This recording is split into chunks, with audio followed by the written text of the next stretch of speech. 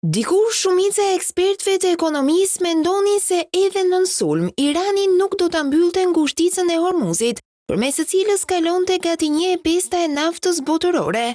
Një veprim i tillë do të zemëronte fshinjët e tij në gjirin persik, do të linte pa furnizim klientët e tij në Azi dhe do të priste vetë linjën jetike ekonomike të Iranit. Megjithatë, sot realiteti është krejtësisht ndryshe dhe efektet ekonomike rrezikojnë të jenë të larta dhe vështirësisht të rikuperueshme. Çmimet e naftës Brent janë mbi $120 për fuqi, pra ende shumë më poshtë se $150-200 që shumë ekonomistë parashikuan në muajin mars.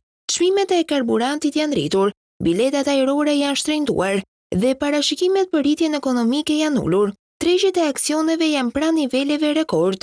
Ekonomia botërore duket se po përballon goditjen më të madhe të furnizimit në historinë e tregut të naftës. Optimistët kujtojnë vitin 2022, kur shumica e vendeve perëndimore ndaluan blerjen e naftës ruse pas pushtimit të Ukrainës. Çmimi arriti në $129, pa shkaktuar recesion global, por atëherë bëi fjalë për vetëm 3 milion fuqi në ditë, pra 3% e furnizimit botëror.